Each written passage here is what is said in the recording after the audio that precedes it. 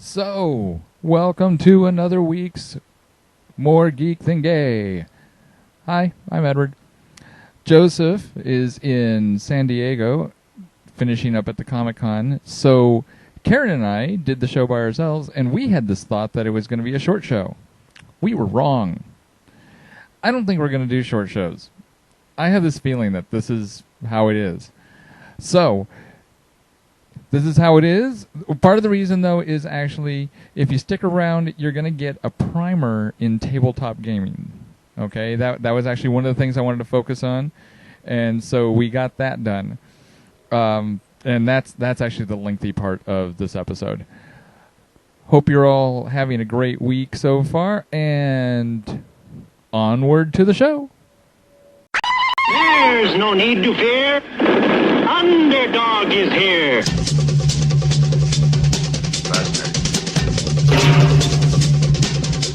Walking, tiny white stuff.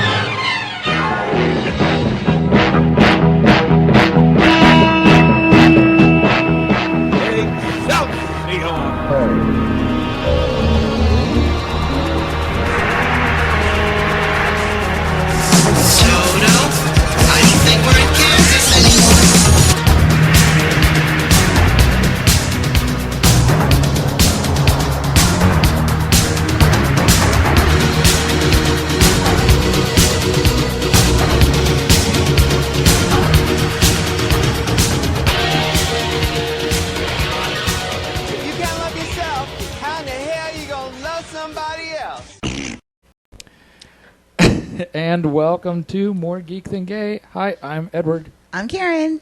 Yay! And Karen has her game face on. Yes, I do. We're not exactly sure what that face means, but what game she's playing. Although that actually fits into the theme a little bit of this week's episode. Oh, yeah. Without even knowing it. Without even knowing it, because I am notorious for not sharing what's going on. I just expect people to just wing it. That would actually, to share it would actually require that we actually plan things and then maybe have meetings and. Yeah, no.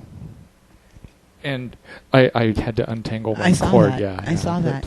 And so did everyone else. Well, except for those who were listening. Okay. Yeah, the people who are listening didn't see anything. They haven't seen your game face. They're missing out on my lovely T-shirt that I went, hey, I have this T-shirt. Oh. And even people on YouTube are all squinty and missing most of it because, it's a YouTube screen. It's only about Well, maybe they could enlarge it or something. Okay, that look, extreme close up. I want to do it too. I did the Doppler effect with it too. I saw a T-shirt. I saw a shirt today, and I was like, "Oh my god! If I bought that shirt, I could. If I bought that turd, if I bought that shirt, I could be the Doppler effect." No, that's what Archie said. The roommate that dare not speak its name. It's like, well, what you gonna do? It's a good thing he doesn't listen to these because you've said his name a bunch of times on. I have, not as much as Joseph. I think he does it just on purpose, doesn't he? Joseph has no dare not speak its name in his brain or anything. He has it's Archie. He doesn't listen. We can say whatever we want about him. Because he's not going to hear it anyway. I know. Look at this. Look, it looks all official for those who are able to watch. I have my little mixing board right here. All two knobs of it. So, all right. So we're going to talk about our week. We're going to talk about your week first. Okay. Well, because we have to. Joseph's not here. Joseph is in San Diego. Right. And so we have half an hour of our week to fill. Well, it's going to be very quick then because there's not a whole lot that happened this week. Let me think. I thought you said you had something. Oh no, that's for later. Oh, I thought that was for your week. You either because See the things that would happen if we actually had planning sessions. Yeah. See, I'm not telling you either. That's for Okay. later. Well, okay, then I. No. Okay. So what did I do? I went to work. Well, the infamous Dimitri is now living with Oh you. yes, the infamous Dimitri came D-Max. to stay. Really? I threw the West Side. I don't know why you did that. West Side. Yo, Yeah. yo, yo. So yeah, that happened. And then so okay, so it rained on Friday. Did you get rain at your house? Oh, yeah. It was like pouring down rain. I don't know however many people. I think it rained Thursday, too. Well, Friday night it poured down rain, and then I this discovered afternoon? that all strip clubs are held together with chewing gum and string.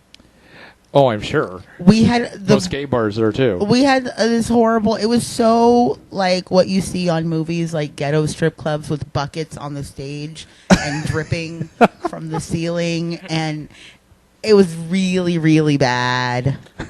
Buckets on stage to catch the drippings from the strippers. Ew. I don't even know. Ew. I have no. Ew. I don't even have any comment on that. That's just wrong. It is. I amuse myself. No, it was water. It was just water. But Okay. it was terrible. It was awful. And there was water everywhere. Water everywhere, but not a Don't say it. No. not a drop to drink. And it was raining on our smoking patio. Well, it's sort of like an atrium. It looks like those things that you used to have in the airport. The glass all around. Okay. The bar. Yeah. Okay. And yeah, it was raining in there too. Every time you light up a cigarette, Yeah. out with the drip of rain. Yeah, exactly. And so the rain always makes for bad business, but it wasn't so bad, except for the, leaking roof and all of that. Did you like how subtly I went off screen to take a drink? I saw that. Yeah. That way no one knows that that's what I did. But you just told everyone. Shh, they weren't paying They attention. Okay, so that was my week. It wasn't very And eventful. the listeners, they have They no didn't see idea even anything. what I'm talking about. They feel all included into something now. That was for the listeners. That was for the listeners so Yeah, that they could the be in on a viewers- secret. The viewers hopefully were like, humming to themselves at that I'm moment. just doing it right here. Look. Oh, look at you. So what did you do this week? Took Joseph up to Jenny Koch's place so that they could pack up and get on out to San Diego Comic-Con. How'd that go? Okay, it was okay. Oh, we got a freezer. We got another freezer. Yay! Yay! We can start stocking that thing up with meat. It'll be our meat freezer. That's awesome. Yeah. We haven't done that yet. Right now it's the hallway freezer that... Because we haven't figured out where we're going to put it. But the hallway freezer. All right. yeah, we were talking back patio, which a lot of people put an extra freezer out on the... Yeah. Or we were talking about putting it in the back room, which we were kind of favoring, but I don't know where we'll put it in the back room, so it may go out on the patio. I'm going to say go with the patio. We're not sure where we're going to put it on the patio either. Although, oddly enough, I think that might be easier to finagle. Finagle? Yeah, that's finagle and manage. Finagle. Okay. Look it up in the dictionary, children. I think you just made that up. I think it's a 27-point Scrabble word. I still think you made it up. Finagle. So... All right, so what It's a else group of happened? Are you trying to fill in this 20 minutes because Joseph's not here? Because No, I was just telling you, and then suddenly we're finagling. And then today, Archie and I went out to breakfast at Black Bear Cafe, and I had pancakes. And between the two of us, his breakfast and my breakfast, we actually had one breakfast too many. Okay. Our leftovers that I took home is actually enough to make another full breakfast. Wow. Yeah, with no eggs. But, Well, you can always... Yeah, Yeah, leftover eggs. Who does leftover eggs? Well, yeah, that's true. Leftover eggs is kind of... You can always just make some quick. And then we went to Kohl's, and the reason why this is kind of significant-ish is because he decided he wanted to get a shirt or pants or some sort of denim mini kilt or something. I don't know.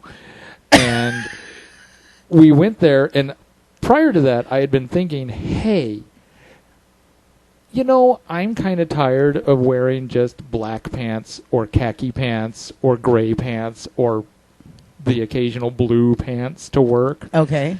Like, why can't I wear some other color? Because that's just weird. I don't know. I was like thinking I could go looking for other colors. Okay. And so then I went there and found other colors. Like, actually did find like a forest or Kelly green that was kind of cool. I was like going, I could maybe pull this off. Except apparently at Kohl's you cannot buy pants that are larger than 36, and I'm fat. So my people cannot shop at Kohl's. Okay, it's like Okay, wait. They just don't have skinny any. people get to wear peach pants and white pants and stuff All like right, that. I'm just gonna say right now that if you're a man, blue, gray, black, or tan is really the only acceptable color of pants, unless No. they're jeans. No. Yes. Oh, they had red jeans. 36. I'm gonna say 36, 30s. no, but I'm gonna say unless. Yeah, there is no unless. The only acceptable colors of men's pants are blue, gray, black, or tan. I don't think that a man should be walking around in peach pants I didn't really want peach. or I was green. thinking Well, red. you know, I was thinking red or red maybe pants green. or green pants or any. It's just Yeah. no. It's just weird. It looks weird. Or and baby blue. Yeah, no. Or You know what? bright If you orange. want, if you want, we found bright yellow, and I was like, I'm going, you don't even need to put a hanky in any pocket. People know what you're up to. But seriously, if you want weird colored pants, I don't necessarily want weird colored pants. I'm not a golfer. I just wanted to see, hey, how about some different colors? Let's see if we can pull this off. Maybe there's something you can do. well, you know what? It's a good thing that you didn't find any that fit because no, you can't. Yeah, I think it's possible. No. And then they even had they did have in those colors there were some that were like 38s and everything. Of but course there were, if you because wanted- nobody wants those. But if you want to actually be adventuresome or whatever, you better be skinny. And Oh, you know why that is? I'm and they going to had- tell you why that is. It's because no one who is a larger person wants to draw that kind of attention to themselves.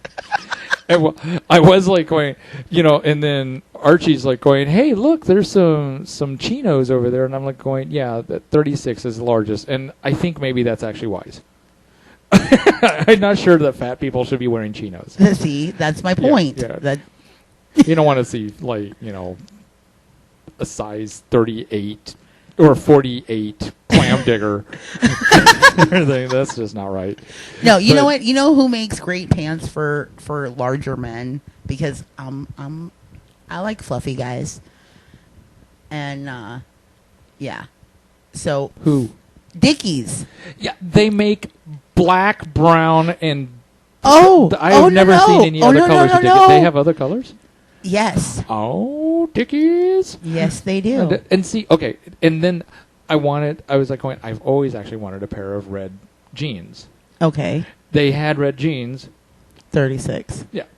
And then Archie went, hey, look, there's white. And I'm like going, oh my God, white jeans. Oh my God. That would be kind of, something different. And 36. All right, let me just say right now.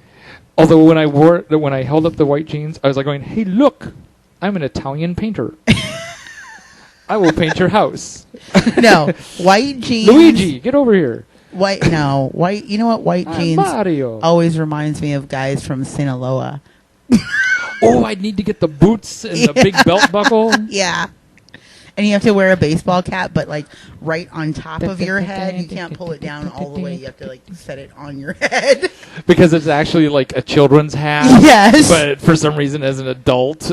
And they stay for some reason too. I don't know if they use bobby pins or what, but I swear they just like it just sits there. I don't know what. And so yeah, and then so I'm like sitting there convinced that like Lowe's just hates my people. Lowe's. Lowe's probably does too. Kohl's hates my people. I could not find pants at all at Lowe's. Right? I never find pants at Lowe's either. So difficult to shop there. Oh wait, that brings me that actually reminds me of something. Okay, it was all over the news, and I'm sure you saw the guy from what is that ridiculous clothing place that Dead Air. I know. I can't remember. Anyway, he some clothing store that shall remain nameless. And I'm sure everybody. Are you talking about the Abercrombie and Fitch yes, guy who's yes. like only beautiful people should wear my clothes? Did you and see that guy? Man. Oh! Wow, your disgust has overwhelmed your microphone. You are topping out. I'm sorry. That's how disgusted you are. Yes, because he's so hideous. He is. He is. And there's no way I want to see him in skinny jeans. I know, right? Ugh. Well, you know what? He can't even wear his own clothes. He can't. I mean, I guess he could, like as a sleeve. So, and then we're standing in line because Archie found himself a pair of pants because, of course, he's a skinnier. Oh, and they even had like 28s, and I'm convinced that I'm convinced that if you were in the men's section, because that's where we have 28s, because women I don't. The sizes are different. Yeah, but if your pants don't have the decency to start in the tens digit with at least a 3, you need to shop at a different store. You should just be segregated to your own little beanpole store, like Abercrombie and Fitch. Yes. Okay, you should not be in the general public with the rest of us normal people. Unless it's in the children's section. I'm going to say, you know what? If I ever stoop so low as to date a guy with a 20-inch or 28-inch waist. I was wondering what the inches were going to go here. But, okay, continue. Yeah, if I ever stoop that low, like, someone should just hit me over the head. Because that's just wrong. Yeah, and, no, you need to shop somewhere else. Yeah. And so we're in line with oddly enough, actually, a group of my people, and and I'm realizing that I shouldn't be allowed to shop or clothing shop in public because all it did was make me like bitter and hateful. and so I'm like talking, and we're seeing like Nicki Minaj's pink Pla Pla Pla perfume, and if you didn't want that, you could get some other chick's pink passion princess perfume or something. And then I'm talking about how, apparently the industry hates my people, that I can't find any new pants and everything. And then we're talking about breakfast. And they ate at one place, we ate it, and then I turned to Archie and I'm like going, do you think there's something I should be learning from the fact that I'm complaining that I can't find pants my size? And then I follow it up with, oh, I'm so full of pancakes. I was going to say something. Do you think there's some sort of lesson, some sort of connection I should make? I decided there wasn't. It just seemed better for my psyche. Wait. And then really quick.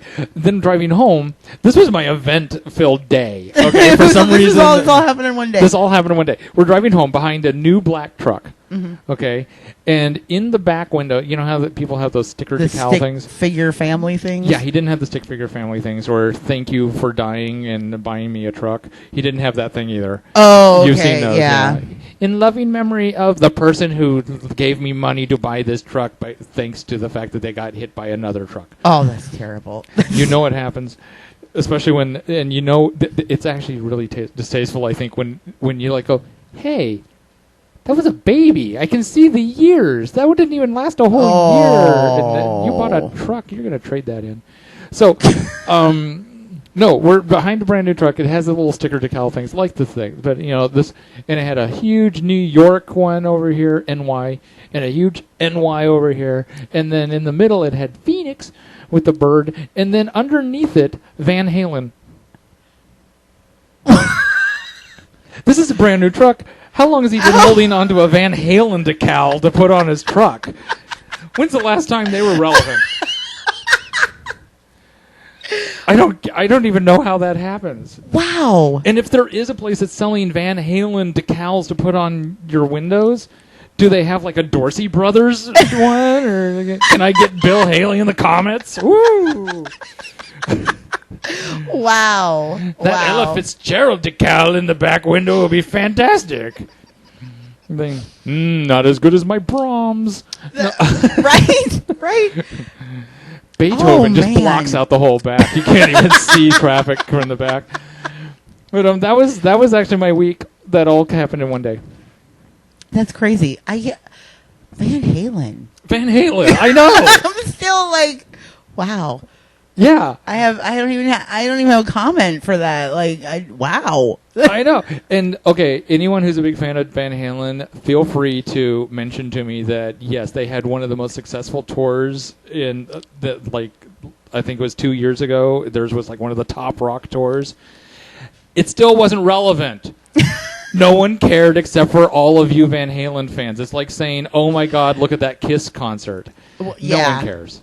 Yeah. Kiss hasn't been relevant in a long time. And it actually hurt a little bit to say that because I kind of like Kiss, but at the same time, it's like, let's be brutally honest, they haven't been relevant. They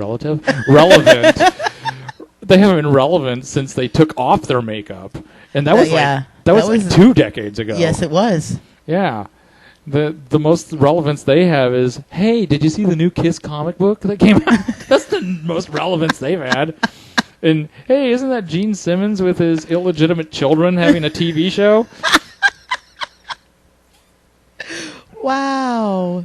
So that's my week. Yeah. Yeah.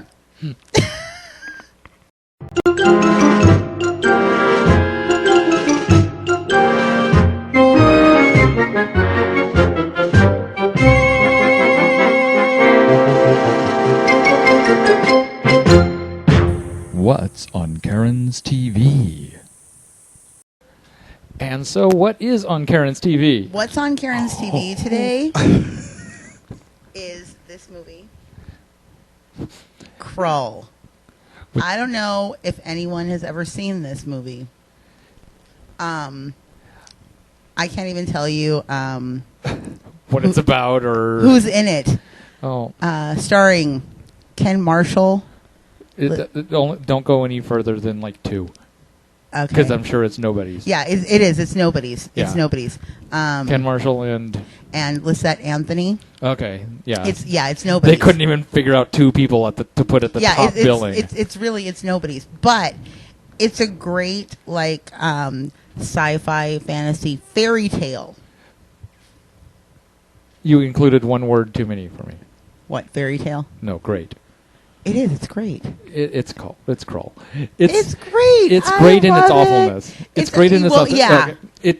For some reason, there's 3 movies that blend together into like one movie for me. What's that?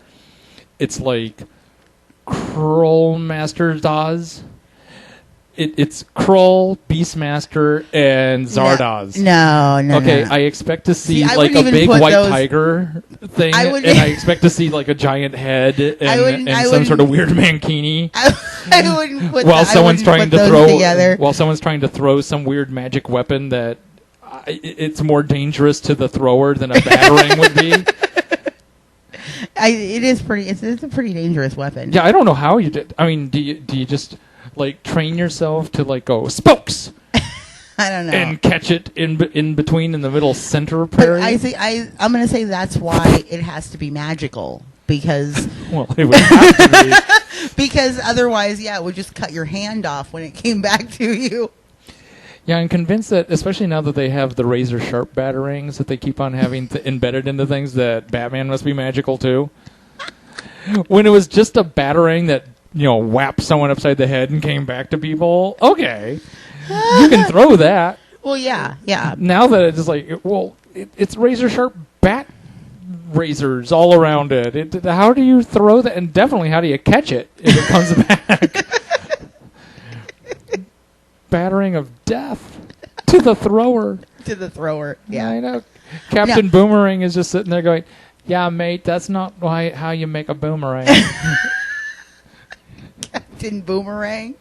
Yeah, one of the more loser Flash villains, who oddly enough kept on like being a challenge to Flash, which doesn't say much to the Flash. No, it yeah, doesn't. it's like, was the Flash just dumb and didn't realize, regardless of how effective this handheld weapon is, it's still thrown by hand, and I'm able to run at the speed of light.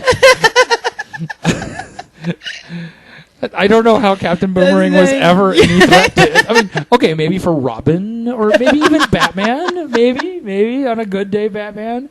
But the Flash, I don't know how that worked.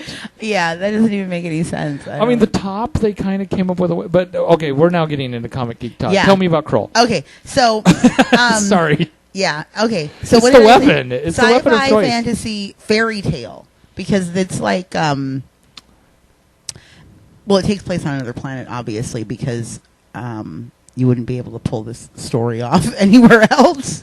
You could. No, no. It has to be like some other world. Otherwise, you got to. It couldn't deal with be like in like the stench of unbearable time travel, or the something. bog of unbearable stench, or something like that. What? I think it could fit in like a Princess Bride type world. Well, or something. that's what But I'm that's saying. not another world. That's just. Well, but It's like not I said, sci-fi another world. It's more fantasy another world. Well, yeah. Okay, Oh. fine. Okay. So sorry. Okay. So I guess it is another world. I won this one. Okay. So Anyway, see, this is why the shows are 2 hours. You realize that, right? talk about Krull. So anyway, Let's talk about Krulls, baby. Let's Stop talk it, about stop you. it. Yeah.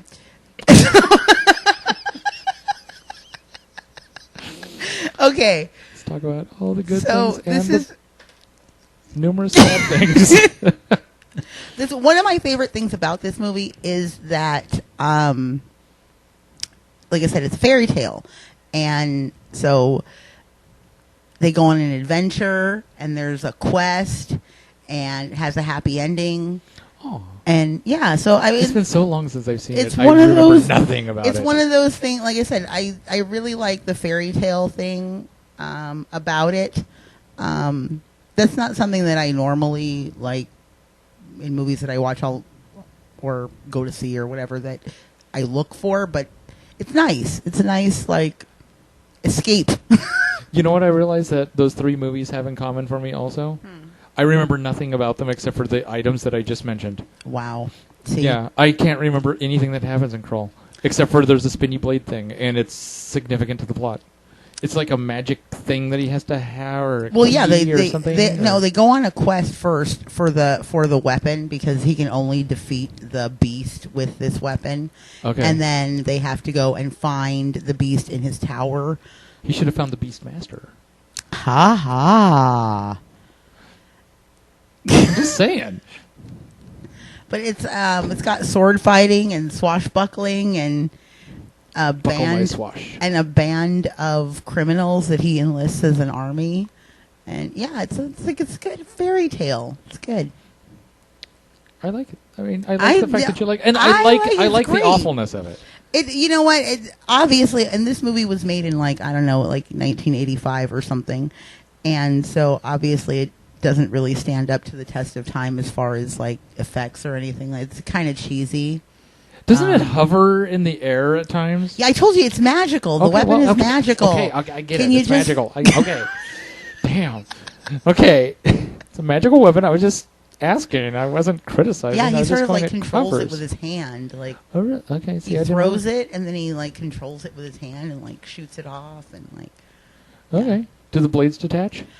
No, they don't. They retract. They retract. I knew there was something up with Yes, the blades. the blades retract into the ends, so it's just like a star thing, and then they come out when it's time to use and it. okay, and don't give me. I love horrible movies. Okay, I just bought a collection that has the Puppet Master and Killjoy collection on it. Oh, why? because they're deliciously horrible. Oh, I don't even think that's not even good. You know what? That's like plastic cheese. It's not even good cheese. No. Full Moon put out wonderful cheese. No, see, I'm not Subspecies, Trancers. Okay, Trancers. All right. Yeah, that's some wonderful goddamn cheese there. What is up with me in the goddams? I don't know. Wow, I need to stop that. That's like 5 already. I think so. Does it count if I say it when I used it to ask what about them? Yeah. God damn it.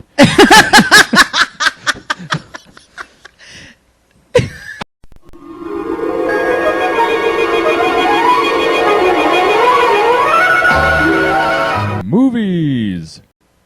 Oh crap! I wasn't ready, and I'm the one who hit play. So still haven't gone out to see a movie yet. Still, I know, but I did watch a movie last night. Okay, what was it? No, 2 nights ago. I was watching a movie last night, Mirrors, and I haven't finished watching it because I was so tired. I think I saw Mirrors. You know, it's actually so far not that bad. I mean, especially for a Kiefer Sutherland movie. Okay, well, let me just say, spoiler alert, it's really good until you get to the end. That's not really much of a spoiler, but did you know they make a sequel? Why? Mirrors 2. Why would they do that? I don't know, so that they could package it in a $5 packaging. Okay. So, but, and I didn't even realize Kiefer Sutherland was a star because I saw a commercial for it and it seemed like the woman who plays his estranged wife was the star of the movie. And then I'm like going, oh, it's all Kiefer Sutherland. Yeah. And they're all like, proud Kiefer Sutherland. And she's nowhere to be seen. She's just, why are you here? You didn't call ahead of time. And then nothing. She's gone. Yeah, then she's just... But, no, I watched this weird movie. I don't even know why I picked it up or how I got it, but it's called Pontypool, which I guess is a town in Canada. I've never heard of it, but me neither. Okay. Okay, wait. I just have to point this out that on the cover it says "Shut up or die." Oddly enough, that's significant. I find that hilarious. Just sometimes there's people I want to say that to. Yeah. Because I'm like going, you know, one of the 25 best zombie movies of all time, blah, blah, blah. Okay.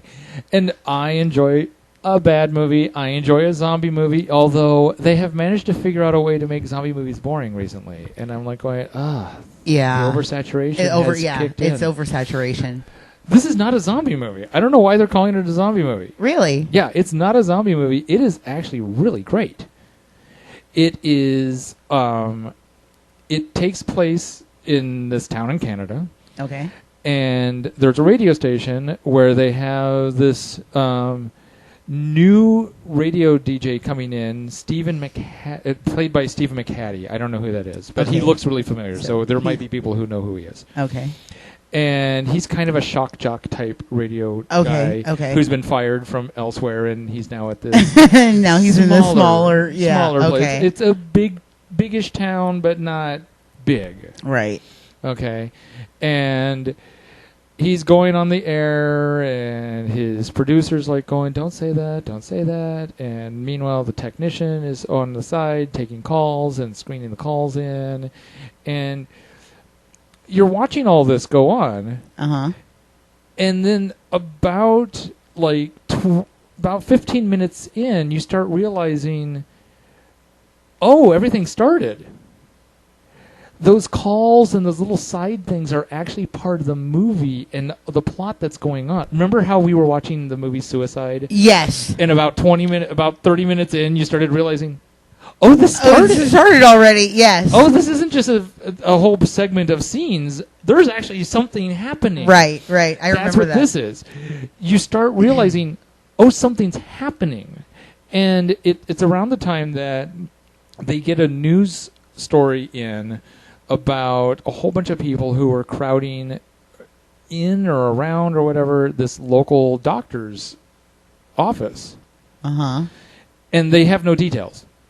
Okay, they just know the people are mumbling something. That's all they know, and they're like milling around, and it looks, and they're not getting it. They're not finding any reports anywhere. Just someone called in to report it, and And the producer's like going, no, I don't know if this is a real story. We don't really need to go on with this. And then they get a call that sounds kind of serious, but at the same time, they're not getting anything to support it. Okay. And so she cuts to, like, the local, like, hey, we're putting on a little play. We're going to do Lawrence of Arabia, the musical. And meanwhile, they're getting more calls. Huh. And this movie starts that way. And the whole movie takes place at this radio studio. That's a converted church, actually. And there's virtually no blood. There's virtually no gore in this movie. Except for one really significant moment. You're like, oh, overkill. That made up for the movie. That made up for everything else. Yeah, if you're looking for gore, there is one moment. But if you're looking for an intelligent and clever movie that goes someplace that, in a weird way, if I were to tell you what's happening, you'd be like going, but it's actually really cleverly done. Well, she's on the box set. It won a bunch of awards. Yeah, it won, let's see, I don't know, Best Actor, Best Movie, at a whole bunch of awards that have too tiny a print. So I can't see what they are, but they won some awards. And Entertainment Weekly liked them, but they called it a zombie film, and it's not a zombie film. Huh. These people didn't die and come back or whatever. Okay. They just get infected with something. Okay. They get infected with something, and it causes them to act in odd. A zombie-ish way. Kind of. But and then okay, so explain to me the shut up or die thing, because that's what caught my attention. I somewhat can't. Okay, is that a spoiler? It would be a spoiler, even though it Okay. takes place about halfway through where that becomes significant. Okay. It's something that I really couldn't without giving away where everything is going. Okay. It has a small cast. I mean, there's a whole bunch of extras that do show up, but as far as main cast, there's only like 4 people, and one of them doesn't come in until halfway through the movie. Because it all goes down in the studio. It all goes down in the studio, and it has this almost this more mystery feel to it in a way, because you're just trying to figure out what's going on. See, I kind of like that. I kind of like a mystery, like, okay, what's happening? I can lend it to you. All right. I honestly think you'll really like it. There is a moment after the credits run, and the credits continue with the creepiness. Oh, yeah? Yeah, the credits continue with the creepiness. And then after the credits run, you're like, I guess the 2 lead actors, I guess the studio that was putting this movie together went, hey, we have a little bit of extra film in our budget.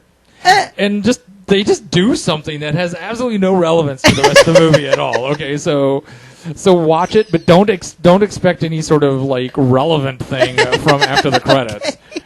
Okay, I don't know what the hell they're doing there. It's amusing, but maybe it's just like a lot of, because I find this, like, a lot of times if I watch something that feels kind of heavy and like it's mysterious, at the end of it I need to laugh about something, like just randomly, because and maybe that's to what break it was. the tension. Maybe that's what it was. I don't know what it was, but it was very good movie. I would recommend getting. It has a small. It's based upon a book. Okay. Pontypool Changes Everything is the name of the book.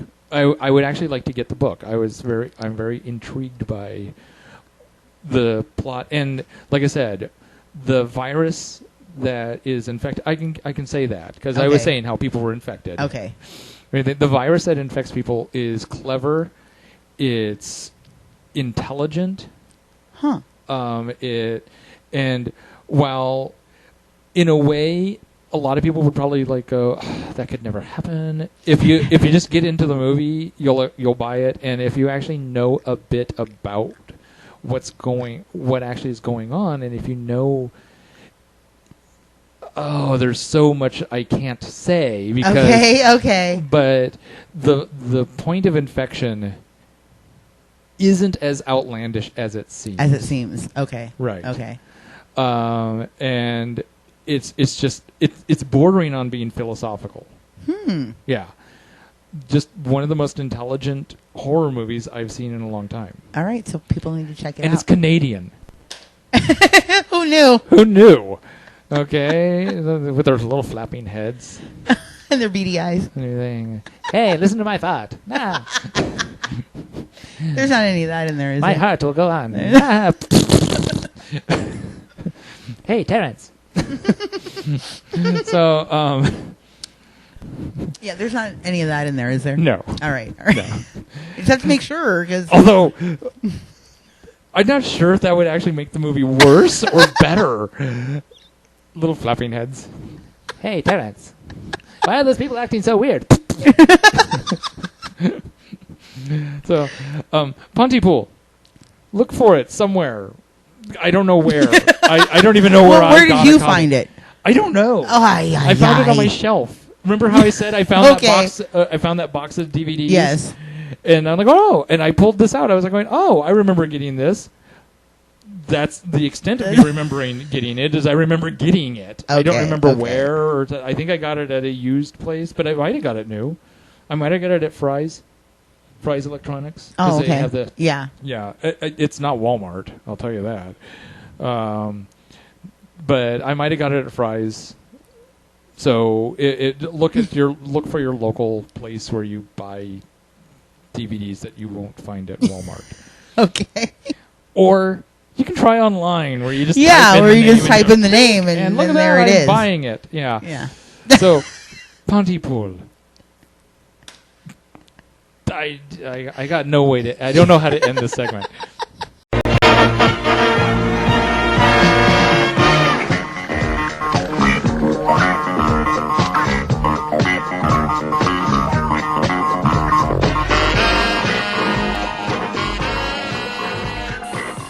Oh yeah, books.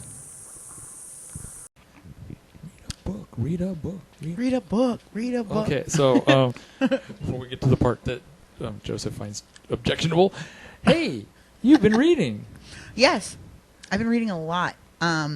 So last week I talked about how I wanted to just punch Stephanie Meyer in the face. Yeah. And but this week, potential future prize. Yes, yeah, we have. If we could get you to a chance to be in the same room with Stephanie Meyer, so you could punch her in the face, and then just sop up the blood with the books. Yes, that would be great. That'd be not so gonna awesome, happen. right? No, it's totally not. I don't. So much not going to happen. Yeah, but I don't want to go to jail or anything. We're That would building our suck. prizes. Yeah, but yeah, all 4 books Because autographed. there is going to be contest. All 4 books, at least one, if autographed by me. And me. by the crew. Yeah, by the crew, and you know what? And I'll even make notes in the margin about what's wrong with it. All right, that's great. Okay, so but this week, but you've been reading something better this week. Yes, this week I have read the Hunger Games series. Hunger Games. Hunger Games. Hunger Games. May the odds be ever in your favor. Hunger. Like hungry hippos. Hungry Games. Hungry Games. Actually, you know what? I really enjoyed it. I am on chapter 24 of 27 on the very last book, Mockingjay. I sped through them. They're really short. Really? Yeah. Because I have the first one. I like, haven't gotten into it yet, but it looks like it looks like a hunk of book. It sounds like I just read a whole bunch this week, but they're really short. Yeah. Okay, because it looks like a hunk of book. No. It's not a hunk of book? No. Okay. It's and it's very fast paced, so it's a page turner. It's pretty. The writing is not great, but the story is really good. The story is really good, and it's one of my favorites. It's one of those dystopian society, a post-apocalyptic view of where America could possibly head. And I love that kind of thing. Okay, I do have a question, because this has always been... Well, I saw the movie, the first movie. Mm-hmm. I'm looking forward to the second movie. I saw the first movie after I read the book. I've heard that... I actually read a review that said that they made good changes in the movie. They made a couple bad changes in the movie, but they said that there was a couple of changes that actually worked better for the movie than it would have if they had stuck with the book. Yes. But it actually, what I found is that the movie very closely follows the story of the book. That's good. There was not a lot of major changes. in the beginning. There's a few, but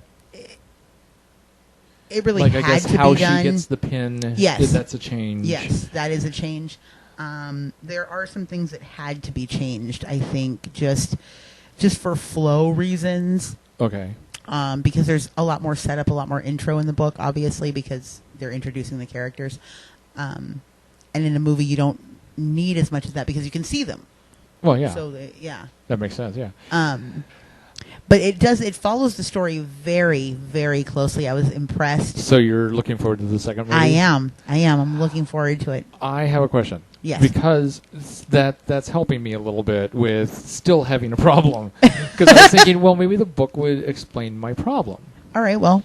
Here's a typical dystopian novel, literally, takes an idea and finds the failure in that idea or something like that and goes forward from there.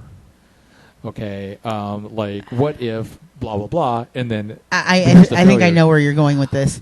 I don't understand what kind of failure could have happened in the past that would lead to children competing to the death in this dystopia. Never. They don't. They don't explain it? No. Because I There's understand the very- sins of the fathers. I kind of got that from Okay, the first well, book, there's but I a still don't very- understand, well, why children? Or, why Okay, is well, it there's still a going? very vague sort of gloss over in the book about what happened in the past. The problem is that they never really go into any detail about it, and the reason they don't is because everyone in this time doesn't really know. They don't really know what made everything collapse. They know the Capitol's version and what they've been told their whole lives. They don't really know what happened and what started it all. Okay, so, because, like I said, that's one of the... I'm like going... 'cause I admit, I actually have... While I enjoyed the movie, I had difficulty believing that this future could exist. Yeah, because I'm like, what could have caused this? really all they talk about is they talk about the dark days, this war that happened, and like I said, they just sort of gloss over it. They really never give you any explanation about what happened and what started the whole thing. Okay. Then that's going to continue to be a problem for me. Yeah. Because a lot of times a dystopian future is also like a philosophical exercise or a social on and political without systems. And I can't figure out what the commentary is. Really, this is more of a freedom fighter story. Okay. Where things are already messed up, and so we get to go on the adventure to try to set things right. Where the people finally rise up against a dictatorship, basically, and decide that they want freedom. Okay. Now, have you heard the basic accusation that I can't remember the name of the author for Suzanne Collins. Suzanne Collins, that she had copied the story from a Japanese movie called Battle Royale.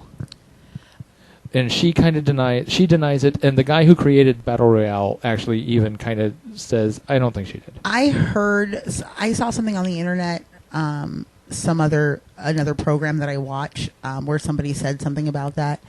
I've never heard of Battle Royale before that.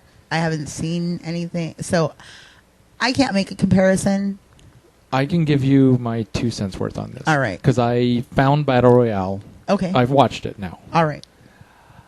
I think that people are being a little too touchy. Okay. Yes, it is a fight to the death with a whole bunch of teenagers in Battle Royale. Okay. The cause of it's not like a whole bunch of different prefects and everyone's represented. No, it's like they just gather a whole bunch of Japanese school children together and tell them, hey, by the way, it's time for the fight to the death time. Yes, there's a previous champion, but it's not the same. He's actually in the competition. Oh. Yeah. Oh, yeah, no. It doesn't focus as much on the on one person and you following her story or his story. Mm-hmm. It's more like, no, this is a mob of kids, and you're going to watch them all kill each other eventually. Wow. It's actually much more Lord of the Flies. Oh.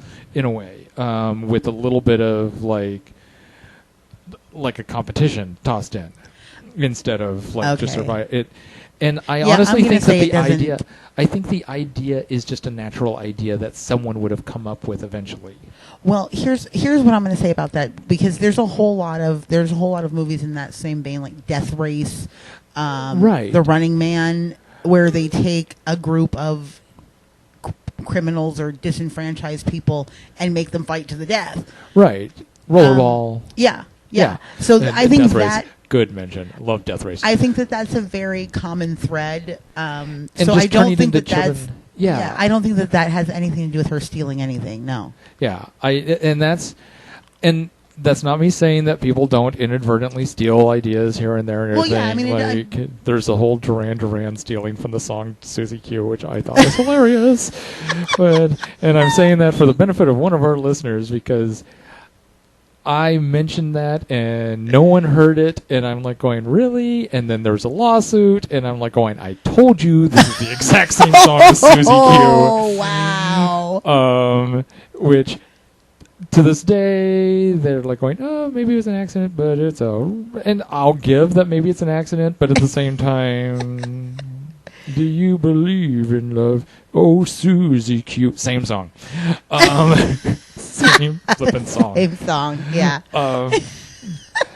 But that's so digressing. Yeah, that's my thing. I think it's actually just a natural idea. The only thing that these two have in common as far as changing the idea, or, is that they're children. That they're children, and that there is a previous champion involved. But it's just involved. When he's a mentor, in this one, he's another competitor. Yeah. Battle Royale was a very good movie. Don't go into it thinking that you're going to be watching the inspiration for the Hunger Games.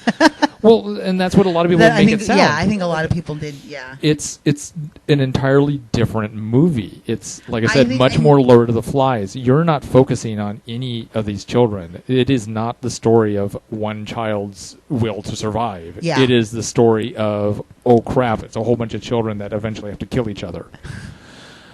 That's really what it is. And seeing how the different kids react to this type of scenario. Where Hunger Games really focuses on the story of Katniss. What kind of fucking name is that? You know what? That is explained. Oh, really? That is explained in the book. What is that name? Apparently, Katniss is a type of edible root. And that's good to know. Okay, so and that's what she was named after. And her sister's name is Prim. After the primrose. Okay. And so her district names people after flowers or plant things? Not all of them. Not all of them, but all of the names in all of the books. And here's my son Stinkweed. Yeah, but seriously, all of the names in all of the books are weird. Really? Yeah. Okay. The only normal name is Gale, and it's a guy's name in the book. Is that the designer guy? No. I can't remember the designer guy. It's Lenny Kravitz. Cinna is Lenny Kravitz. That was actually. I thought that was great casting. I'm not a huge Lenny Kravitz fan. I think he's ripping hot. I think he's ripping off the music of the '60s to try to create a career. Oh yeah, he totally is. But he's hot. And not even taking that sound to a new level at all. No, he's just flat out ripping it off. But he is hot. He's hot. And you know what? He was good in it. Yeah. He was actually really good in the movie. Yeah. He was, yeah. Yeah. Woody Harrelson was okay in it. You know what? I thought Woody Harrelson did a great job because it's not the kind of character that he normally plays. No, but I've seen him do better in other movies. I'm not a Woody Harrelson fan at all, but I have seen him do fantastic work in movies. I won't deny that I thought that he played an awesome drunk. He was good. Like, I believed it. I wanted to say... There was no Larry Flint. Well, no. Yeah, of Larry course Flint not. was a tour de force. Yeah, it really was. But, and the girl who played Katniss, she was good. Lawrence. She actually had, like, facial expressions, which puts her ahead of, like, Bella. She's still, Kristen Stewart. Oh, that poor girl. I almost feel bad for her. and then you actually watch her and realize, no, not No, so I do much. really. I almost feel bad for her because it's not her fault that her face looks like that. It's really like that's just her. Well, what face. about her voice? She has no inflections either. Okay, but is that her fault? No, Maybe if you're gonna go into acting, you I really see, should but take responsibility for But, that. but see, but I don't feel like that's her fault. Somebody like had to going- hire her. Well, okay, I'll give you that. Somebody had to hire her, and she is a good representation of the absolute boredom that is that girl. Exactly. But at the same time, she plays that character and everything else too. Yes, She's so Adventureland is what sealed the deal for me. she really is. She really is completely that unable person. to Yeah. act, and it's like. Yes, you do need to take responsibility for what your face is not able to do and what your voice is not able to do. It's kind of like if you're a singer and you're completely tone deaf. Yeah, you need to take responsibility for that. But like I said, somebody hired her Somebody hired her. 4 times apparently because they had different directors on. And for different movies. Yeah. She was Snow White or whatever. Yeah, and I'm everything, telling you, And but- a huntsman and everything. Okay, but she slept with that guy, so that doesn't count. And then Casting yeah, couch. I know. That's actually the only delicious part of that movie is that whole story. Casting couch. So, anything else book-wise? No, that's it. I'm that's still reading Marcy's book. It's become a bathroom book. You've been reading the same book for a month. I have. I'm so flippin' slow at this. Oh, and my Tales from the Crypt books. Remember those? Yes. I found out that I actually do. I was like, well, wait a minute, and I found out I'm only missing one. I'm missing book 3. Okay. I have 1, 2, 4, 5. Okay. So yay, children's books, which has still bigger words than that one zombie story. Oh. Yeah. I don't mean to sound so. Oh, I actually do have some downloaded self-published stuff that I want to kind of look at a little bit. There's a podcast I listen to. One of the authors' name is Sean Platt. I don't remember the name of the others. They're entertaining as podcasters. Mm-hmm. I find it more entertaining when they have absolutely nothing to talk about. They're hilarious when they have nothing to talk about. There's a segment we really need to bring from them to here. Yeah. And that's they have, I can't remember his name. We're going to call him Jason. What's up, Jason's butt? And we need What's up, Karen's butt? Oh, no. Although it may be beads. And that's and then he rants about like whatever annoyed him that week. Oh, yeah. See, we need What's up, Karen's butt? Okay, no, So, but Karen, what's up your butt? I don't want to call it that, though, because... Karen, what's burning your ass? You know, An today inflammation? today it's green chili. Okay. See, My mom Yeah. made green chili. yeah, It was there's no way. delicious. There's no way that we can't. Yeah. So, but they do a couple weird things, and I'm gonna like delve into those to see if they sound any, if they're actually Can as we good just call it as. "What's your problem today"? What's up with you? Yeah, what's What's up your with you? What's Karen's your damage? What's Karen's What's damage? your damage exactly? So, so that's books. Yeah, that was books. That was books. Books.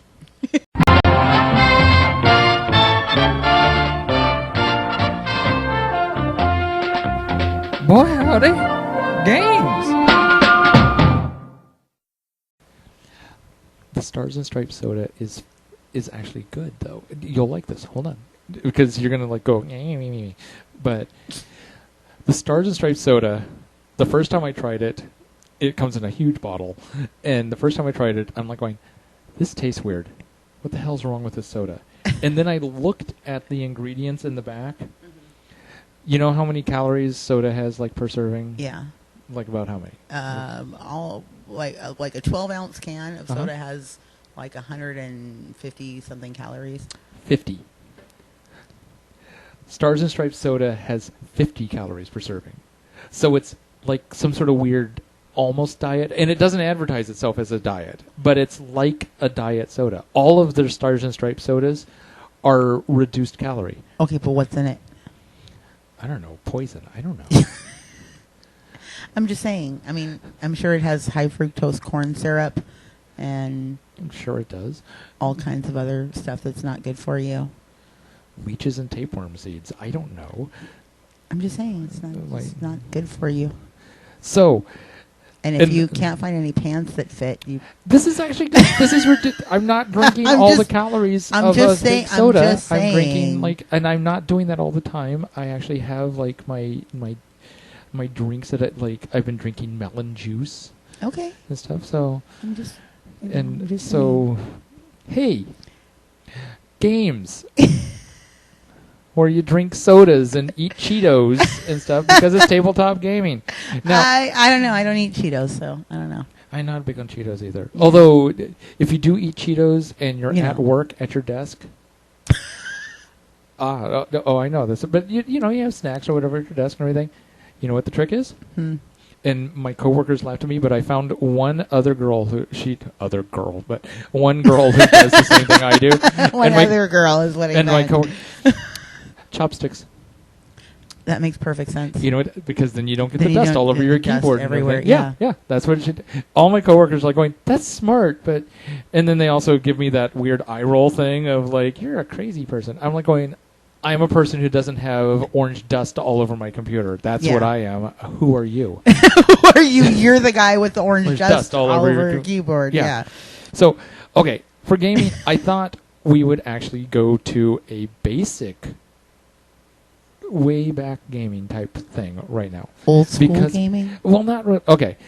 So when we're talking gaming, I'm not big on XY. I'm like... We're talking about board games. Tabletop games. Tabletop games. That's okay. It, because cards that, and dice that encompasses more... Yeah. And I had made a comment last week, or it was talking about game stuff, and you and Joseph... went in a completely different direction and trying to get you to understand, no, that's not what I'm talking about, seemed to be kind of a lost cause for a moment. So I thought... Well, that's because you started us off on Dungeons and Dragons. And then you guys went to the wrong thing. Well, that's what I need that's what I want to explain. I want to explain there's 4 basic... Most games kind of fall into 4 basic categories. Okay. And there's significant subcategories in them. I'm not going to touch on a lot of the significant subcategories. All right. Okay. Your basic games that you find at Walmart or in your grandmother's closet or whatever, those are... They're just brand name games. They're just the main games that make money in America. Okay. So I thought we were talking about types of games. This is the type of game. Go ahead. We're going to call it, for lack of a better word at this moment, we're going to call it family gaming. Okay. All right. Okay. I think family gaming that includes things like Boggle. And I have these travel editions because I really like them. Okay. Like Scrabble. Okay. That Uno deck that is haunting the closet of your house. Oh, yeah. I think everybody's got that. This is a deck of just regular cards, which makes great cards, by the way. And even a little bit more weirdish things like Cranium. Okay, yeah. Okay, yeah. This isn't like the traditional games that you grew up with. Monopoly, Life, things like that. Sorry. I love that Pop-O-Matic bubble. Sorry, didn't have the Pop-O-Matic bubble. Trouble has the Pop-O-Matic bubble. Trouble, Sorry. Aggravation, Headache. Yeah. Those. Sorry is the. Yeah, I forgot. Sorry. No, see, I didn't know. I meant Trouble. Okay. That's the one I meant. Okay. So family gaming. Right. There's nothing wrong with these games. Okay, you will hear tabletop gamers say disparaging things about them. There's nothing wrong with them. People enjoy them. If people enjoy them, there's nothing wrong with them. Well, that's what the game is supposed to be, fun. But there is a reason why a lot of times they disparage them. Okay, like Scrabble. Scrabble is ideal as a 2-person game. Yes. Even though it's set up for 3 or 4. Yeah. It's ideal as a 2-person game. Yeah. Chess, 2-person game. Checkers, 2-person game. A lot of your better card games, although poker, a lot of them are partnership or 2-person games. Yeah. Or there's a bidding thing that goes on with poker or whatever. Otherwise, American games, family games, tend to be games where people have to. You take your turn. Everybody takes their turn, and then you wait for you to take your turn. Right. Okay, that's a real big feature. A lot of times there's complaints that American games, that's another reason. They're called American games, but I think that's a little bit misleading because there's many American game designers that have designed games that fall outside of the American game system or these type of games. But I think family games. Family games, I think, is a good. Really encompasses. Yeah. And a lot of times they're roll the dice, move your piece. Yes. Yeah. Okay, that's another feature that a lot of people complain about, but it makes a very simple mechanic. Mm-hmm. It's a very simple mechanic, but in my opinion, the biggest and most valid complaint, it's the one that's the most valid, is that when it's not your turn, it's really not your turn. You just have to sit there and wait until it's your turn again. Okay. The reason why and sometimes that can get really boring. Okay. That if you have like 7 people playing Monopoly, ugh. Okay. Although there's an auction phase in Monopoly that no one ever uses, which actually makes the game work much better. But people don't play Monopoly by the right rules. But we always had our own house rules, which I think everyone does. Everybody does. Nobody knows the real rules. Nobody knows the real rules, which actually make Monopoly work. Well, until there's an argument, and then you actually pull out the rules and like try to figure out what's going on. Yeah. Yeah. Okay. That's family games. Usually simple to learn, very straightforward. You do your turn, you wait for your turn. You do your turn, you wait for your turn. There will be 2-person versions where you're just going back and forth. Uh-huh. Like I said, that's why Scrabble's a genius game. People think it's a word game. It's actually a strategy game. Okay? That's why Scrabble winners memorize the list of 2- and 3-letter words. Because that's key to the strategy, not to it just being about words. Okay. Okay. Then from there, you run into what is called hobby gaming. Okay. Hobby gaming is typically not going to be found at Walmart, not going to be found at Kmart, these are going to be ones that you have to go to a game store, or you have to order online, or you have to import it from Europe sometimes, because in Europe, the hobby gaming is huge. Huh. People refer to this as European game style because of that. Okay. The German games are huge. But are they drinking games? No. No. But you have games like card games like Bang or Bonanza, which is another card game. You got other games like Barbarossa, which is kind of like charades with clay. Okay. In a way. There's games like Puerto Rico, which is a big one. Trains are really popular in these games. I don't know why. And then, here's an American version, or an American one, that is kind of a classic in the hobby gaming industry. And it's actually one of my all-time favorite games, Cosmic Encounters, which it keeps on going through different publishers. Hasbro had it for a little while, and they just couldn't figure out a way to make it work because Hasbro does family gaming. Right. Even though they did it through Avalon Hill, which is their hobby gaming division, most of their hobby games are closer to family games than most hobby games. Okay, so what is the deal with hobby games? You don't just play it a little while, you play it all the time? Your microphone's cutting a little bit. Okay, but I think we heard most of what you said. A huge difference in hobby games, for the most part, is not so much roll and move. There's usually a mechanism that you have control over for your movement. You maybe get to buy your movement. Okay. That's a lot of times in the train games and stuff like that. But the biggest difference in my opinion the most significant difference is that these are games that typically have everybody has the possibility of playing at all times. It may be your turn, but that doesn't mean that someone across the board from you doesn't have a chance to do something while it's your turn. Everybody gets a chance to be involved at all times. Like Cosmic Encounter, it's the best one that I can give you the mechanic, because I'm very intimately knowledgeable about that one. Cosmic Encounter is basically just a conquest game. Okay, you're trying to take over 5 planets. That are not yours. That's the winning condition. You play cards against your opponent, and higher card wins. See, to me, this sounds like it would be confusing if everyone is participating at the same time without the structure of having a turn. Well, it's my turn. I'm attacking you. And then here's where other people get to be involved. I get to ask, hey, would you like to join me in attacking her so that we have more people attacking her? Oh, that doesn't seem fair at all. Then you get to turn and go, hey, would you like to join me in defending?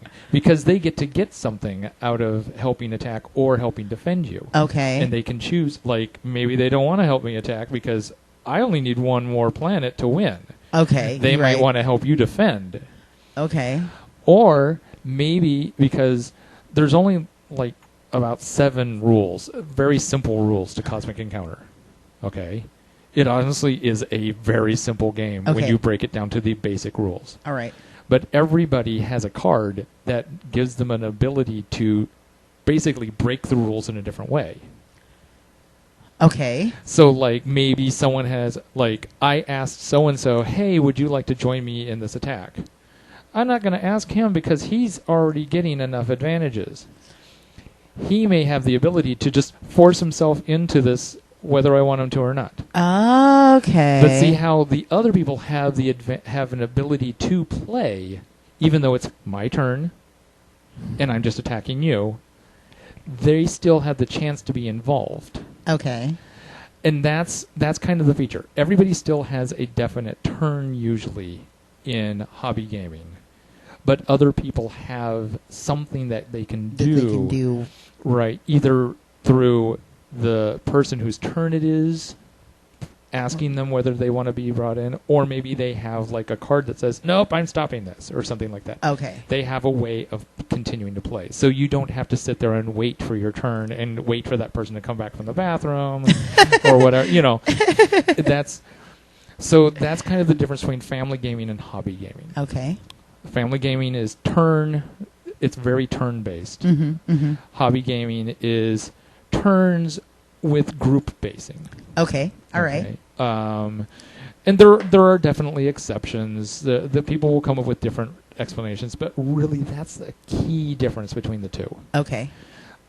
Then you run into collectible gaming. Collectible gaming is kind of it kind of falls into hobby gaming. Although you will run into that at Walmart. This is where you get Magic the Gathering. This is where you get the Pokemon cards.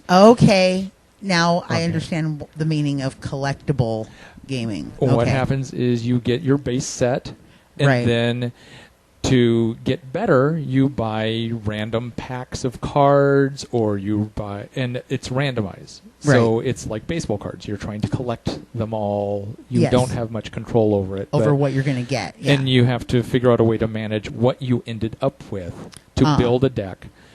Some of them try to play it as, like with Pokemon, I'm the guy who's a master of Pokemons, and I'm building a deck of all my friendly cards, and I have all these pets or whatever. But essentially, it's still deck management of the random things you have and then playing. And the interesting thing is it's not always decks of cards. That's what people usually know it as, but it's not always decks of cards. In the past, there's been dice versions where people bought random dice after they got their booster set. There have been... this is actually a really cute little version. Unfortunately, the company that did the big ones of this went out of business. This is not the main company. But where you got to build little cars, and they were punch out of these cards. Cool. So you still bought cards. You didn't know what was going to be in it, but you got to build little cars, Okay, and you could really, race these and attack other cool. cars. The big one that started it was with pirate ships. And you got to build little ships, and they went through a whole and they started making little squids that could attack and everything. I think this is really cool. And again, this falls into the category of the collectibles. It's literally collectible just cards a card or collectible games. And then you just I think that's really cool. And then WizKids, it's now a different company. They did these, which are little statues. Wow. They started out with little fantasy ones. The most popular one they did is what this is part of, which is HeroClix, which you buy a box. It'll have you get your basic set, right? And then later you buy expansion sets, and it'll have a little figure in it, and the little figure can attack. It has little powers, and it lasts basically. It has a little turny dial. You can turn the dial, and every time it's attacked or whatever, it has to rotate further down the dial. More powerful. The rarer ones are typically more powerful, so there is still that collectability issue. When they first started it, each one of these figures would have 3 figures. There'd be a common, a rare, and an uncommon, or a common, uncommon, and rare, and each one would be a little bit more powerful. They kind of gave up that system eventually. And there's other companies that did stuff like this. There's a company that does a Lord of the Rings version. There's a company that does a Star Trek version. There's a lot of times it's licensed stuff. But this company did start out with their own stuff, where it was a fantasy-based one. And that's all based off of wargaming. Okay. Where wargaming is a whole other creature that's much more complicated to get into. That's not random. Okay, it's kind of collectible, but it's not random.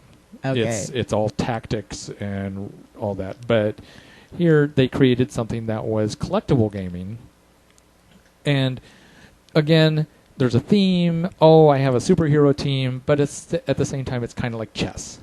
It's still and you're just get random resources. Okay. This is where we started, and the reason why I'm bringing this up is because of the confusion last week. Then we get to role-playing games. And the granddaddy of all your basic role-playing games is Dungeons & Dragons, which you notice it's a book. Yeah. It's a book because you have to basically create a character. Okay. Role-playing games are a type of tabletop gaming that's basically acting. Okay, you're creating a fantasy. Okay, and we discussed this a little bit last week, and I think I summed it up with that it's not the game, it's the gamers. Right. Okay, yeah, that can be the problem. But it's not Dungeons and Dragons. I have nothing against Dungeons and Dragons at all whatsoever. I do, however, have this thing about people who play it. My people do sometimes have issues. They're a little weird. Yeah. They're a little weird. And you know what? They're sometimes hygienically challenged. You know what? Honestly, I relate it to weird drama people from high school. Yeah. And see, last week there was confusion because I brought up this version of role-playing game of the Dungeons & Dragons, which is 5th Age, which uses cards to create your characters. Okay. Basic Dungeons & Dragons, and a lot of them use dice. Dice is really common. You roll dice, that tells you how smart you are. You roll dice, it tells you how strong you are. And then you create a character. Hi, I'm Biff Wafflebottom, and I'm gonna Wafflebottom. Yeah, and I'm gonna be a 5th level paladin or what? Well, you're not gonna start out as a 5th level paladin. You're gonna grow to that, but you're gonna go slay dragons. You're gonna maybe fall in love, or you create a world. You're creating a character, and you're also creating experiences for the character, right? So that they can grow. Right. Okay. Then this instead of using dice, it uses cards, which allows you to, instead of have a random element, while the cards are randomly dealt to you, you get to, again, manage the random element. Okay. Okay? But that's different than a collectible game, because a collectible game, you're not really becoming a character. No. You're not becoming Biff Wafflebottom. No.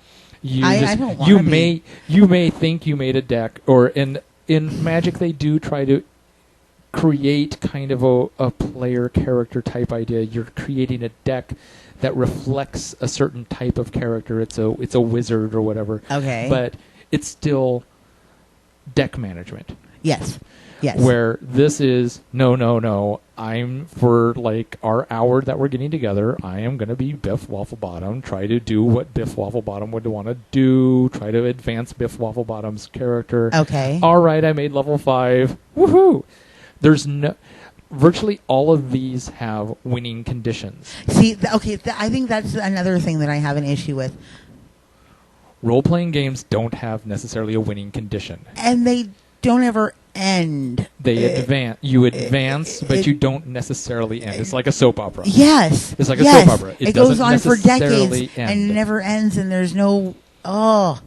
And role-playing games, you don't have to be Biff Wafflebottom, the paladin that's going to go fight dragons or whatever. There's a whole bunch of different types of role-playing games. You could be Biff Wafflebottom, the captain of his own spaceship that's going to go fight those Zorgons. Or you could be Biff Wafflebottom, who in his secret identity is actually Super Gizmo, and he fights crime in the town of Wafflebottomville. What is this? He's Your the founding. obsession? His family was one of the founders, and he lives in stately Wafflebottom Manor, and that's that's Batman. That was the story of Batman. No, it's Biff Wafflebottom. No. Or there's many different types of. Can I be Mistress Jasmine? And some of them, yes. Some companies have even come up with. Dungeons & Dragons has actually been kind of generic-sized, so that while, yes, the base system is designed to be in a fantasy system, they'll come out with an expansion book that if you have the base system, here's the rules if you want to do the Dungeons & Dragons system in a or in a science fiction environment, or if you want to play it as a Western or spies or whatever. There's a company that puts out GURPS, Generic Universal Role Playing System. Okay, so it's the same type of system, but you can put it into any world that you like. Right. All right. Right. That seems yeah, cool, and you could find the world that you enjoy, and it Biff doesn't have to Wafflebottom becomes king of the universe. And you can decide, hey, I've taken Biff Wafflebottom as far as I want. He's a level 10. I can only fight gods now. This is kind of boring. And then start over. That can be you can decide to end. Okay. You can decide to end, and your character, there are like ending conditions. Like your character could be killed by that dragon, and then you have to come up with Biff Wafflebottom's brother, Chip Wafflebottom. Yes, Chip Wafflebottom. And he's there to avenge his brother's death against the dragon that so wrongly cut the Wafflebottom lineage short. Yeah. Because Chip Wafflebottom, unfortunately, is not able to have children. Oh. Yeah. So Biff was the last hope for continuing the Wafflebottom lineage. Okay. So... See, you know what? Maybe I'm just not that creative. Maybe that's why I never enjoyed those kind of... Maybe I'm just not that creative, because I just don't care comes to mind. I don't care about the Wafflebottom lineage. And so I'm just not creative enough to make up a whole history and a whole... I don't know. Well, and when it comes to games, these are basically the 4 basic tabletop game categories. Okay. You could kind of go with 2 more. Wargaming, which is its own creature. Okay. Well, 3 more. Wargaming, gambling. Okay, yeah, gambling. Right. And then there's another category that's usually not tabletop gaming, but it kind of falls in this category, or in this family of types of games anyway, and that would be party games. Charades, Pictionary, and Twister. Twister. There's one that I've just heard, Two Rooms and a Boom, which is kind of a weird, quick strategy, almost strategy game, where you're trying to... Have you ever heard of a game called Who's the Werewolf? No. It's a great game. It's did you ever play Killer when you were a kid? No. You never played Killer? No. Where all the kids in the classroom sat around in a circle, and one kid was the killer? And no, I think we called that Duck, Duck, Goose because we were very, against child killers. Killer's great because you sit around in a circle, and there's one person who's the killer, and you're trying to figure out who the killer is. That's the goal, is to figure out who the killer is. And as you're going around the room, called Clue? Except for the killer knows who he is, as compared to in Clue, you could end up being the killer and you just didn't know it. Clue is in the family game. Yes, yeah. I know. Killer, if you get winked at by someone, that's the killer, and you suddenly have to, and you're dead, and then people have to try to figure out, well, who was that person just looking at? And so the killer's just trying to kill off as many people as possible, but everyone else is trying to figure out who he is. Right. Okay, you never played that? No! Oh my God. I said, we were very against child killers when I was a kid. We played Duck, Duck, Goose. That was... I loved that game. And Who's we also the Werewolf? Played that other one with the thumb, like you'd put your head down. Heads down, thumbs up? Yeah. Yeah. And then Who's the Werewolf is like that. And then... Except for more party, you don't have to sit around in a circle. But you're trying to figure out who the werewolf is, and the werewolf's trying to just kill as many people as possible. And then Two Rooms and a Boom, there's the president, and each room has a president, and there's a bomb. And they're trying to figure out who no one knows who each other's roles are, though. And you're trying to make sure that the president and the room... Or, no, there's only one president. And you're trying to make sure that the president and the bomb are not in the same room at the end of 6 minutes, and it's played in like 3 rounds. It's like, okay, now shuffle, now you better figure out who it is really quickly so that you can get that bomb out of the room. And people have different... It actually sounds... And their strategy, trying to figure out who's who and all that, and get kind of like in Stratego, how you're trying to figure out who's who. So that would be party gaming. Okay. But again, wargaming is just a crazy... huge, I'm going to dedicate my basement to this, and then so I don't think that fits into the category of casual gaming. Party gaming usually isn't around a tabletop. These are tabletop games. These are the varieties of tabletop games. There's 2 other distinctions that should be made, and any one of these can have these 2 distinctions. All right, what's that? Themed. Okay. And then basically unthemed, or gaming system. Okay. Okay. Cards. Gaming systems are my favorite. Okay. Playing cards are a gaming system. Yes. Because you can play anything you want. A lot of different games with them. Okay. Scrabble, if you look around, you can figure out that Scrabble is actually a gaming system. Even though the game Scrabble is Scrabble, you can play a variety of games with it. You can play a variety of games with Boggle. There's Mancala, which is a gaming system. It's one of the great games of the world, actually. Okay. It's a great game. It must be like soccer. Yeah. It just doesn't work in the United States. Exactly.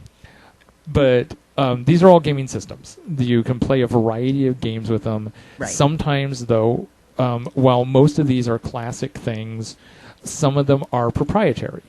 Okay, you can have a company that has a gaming system that you just can't go out and make your own version of. Like this is Quintillions, which is actually a gaming system with a whole bunch of pieces. Is it the square? Oh no, okay.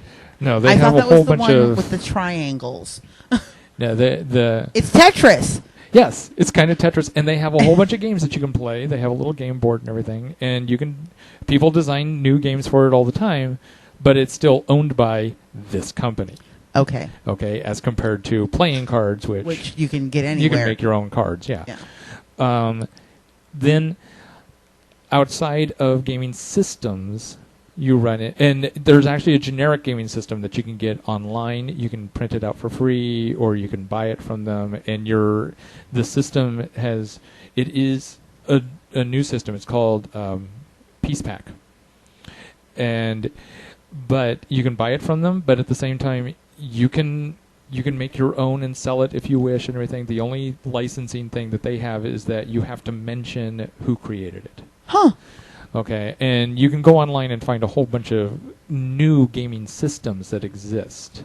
Okay, gaming systems, though, tend to not be as successful as themed games because people like to buy a game and know exactly what they're going to play.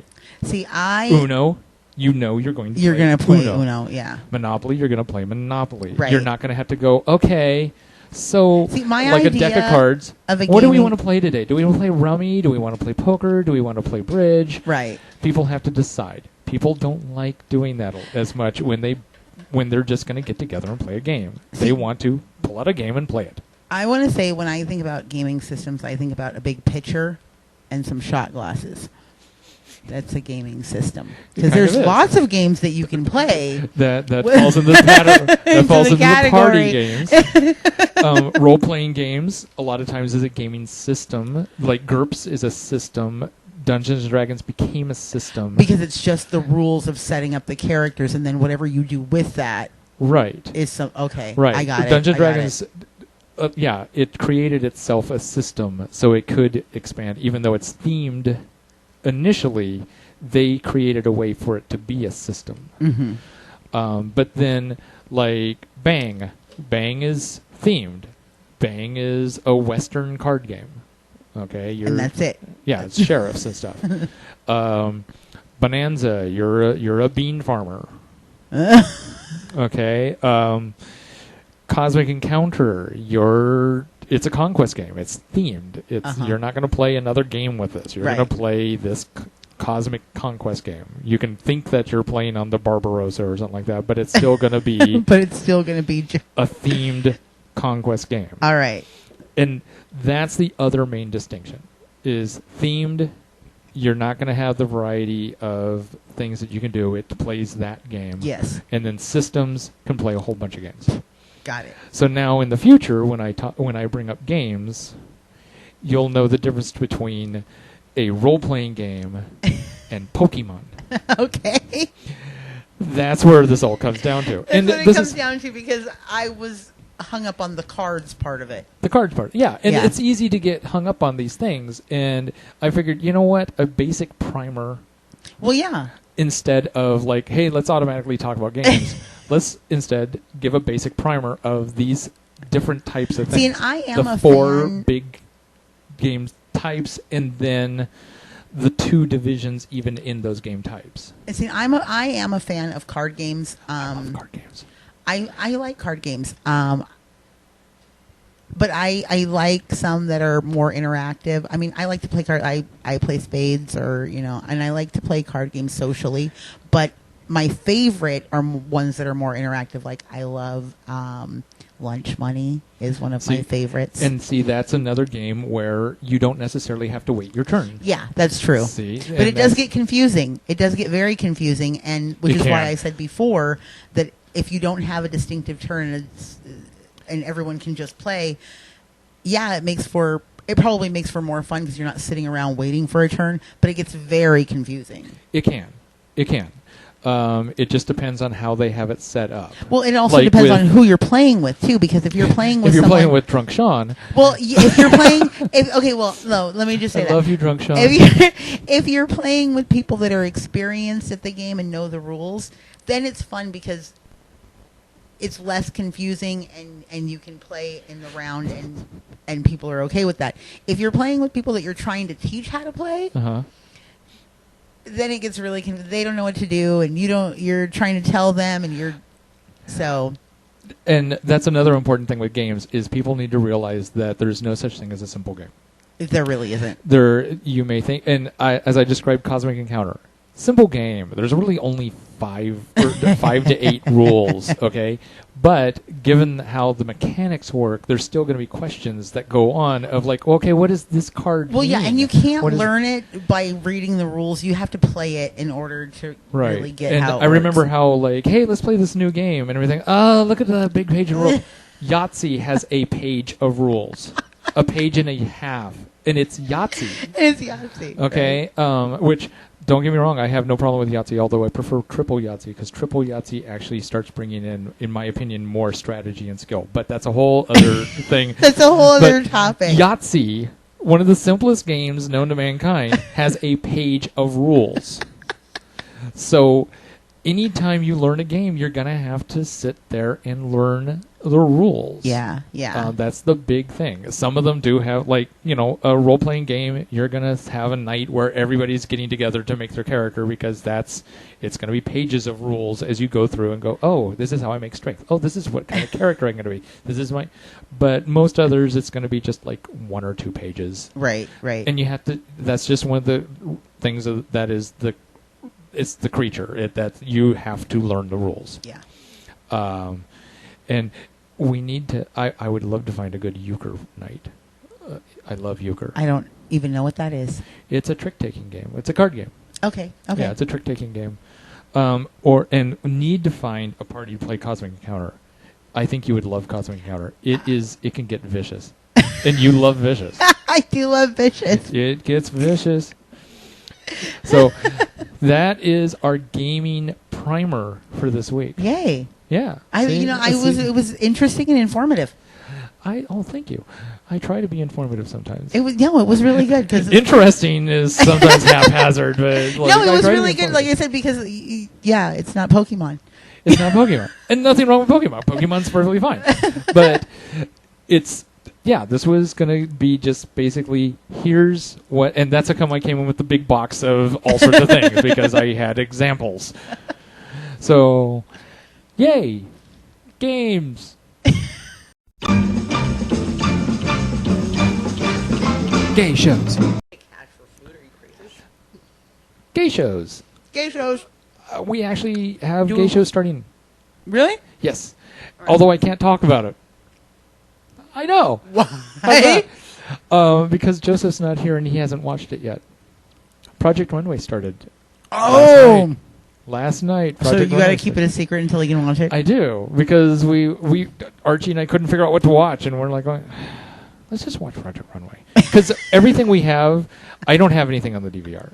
I already learned that if I have things on the DVR, I don't get to watch it because no one else in the house will watch what I want to watch. So I don't watch things on the DVR. Okay, wait. Joseph has some things, Archie has some things, and then we have things that are all of us on the DVR. Me, I just sneak in like things. I eventually buy the DVD and then I watch it eventually on something. I know, feel for me. But you know that's what? how come I don't. You should just tell. I You had- should just the say, only you know thing- what? I'm gonna watch this, and I don't care what you want to watch. The only thing I have, on DVR right now that is me and mine only is a half-hour show. Dion Cole's Black Box. Oh, I love Dion Cole. I'm sorry. I wish he put a little bit more meat on him again, but that's okay. He's skinny and he's kind of hot and he's hilarious, and I liked him before people knew who he was. Kind of like Aisha Tyler. yeah, When she was doing Talk When Soup. she was just Talk Soup. Oh my God, Foxy Brown or whatever.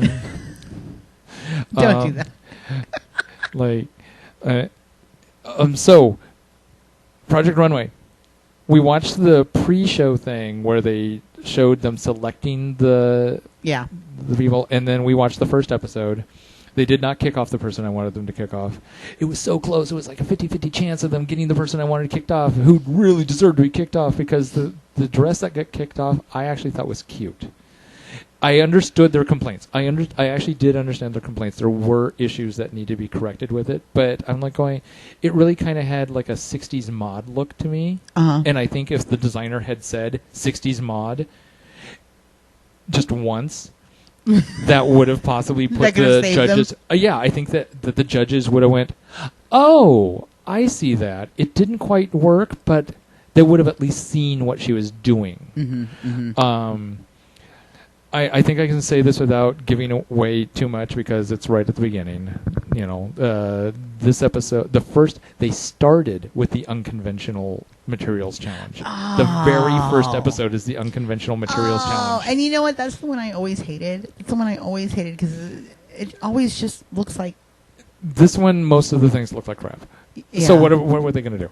But there have been some unconventional ones that I like. The one where they got stuff from the pet store or whatever, and the guy made the dress that was decorated with seeds. That was a gorgeous dress. I didn't see that. Oh my god, it was gorgeous. And it was seeds. It's like,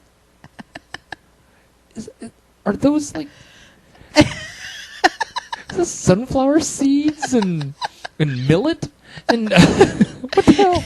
But wild bird food. Yes. It was a gorgeous dress, and there's usually always one just, oh my god, that's a showstopper dress that I never would have guessed was made out of tampons or something like that, you know? Yeah. Where this one did not have a single one. Oh. This one, you had like the 3 top looks were good looks, but they were not as spectacular as what we've seen in the past with the. See, I always feel like that one should be like more toward the middle always, just because. So they've got a warm up. Yes. Yeah. Warm up, exactly. Yeah. I'll tell you what the unconventional thing was, and actually, there's a good chance that Joseph will watch the Project Runway before he has a chance to listen to this. So, the unconventional material was parachutes. Parachutes. They watched people skydive out of the and then they had to go grab a parachute, and they made it.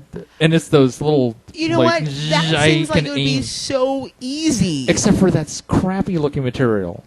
Okay, yes, but it seems no like one wants to wear parachute material anymore. How do you know? Because I saw what they made out of it. Maybe I might want to.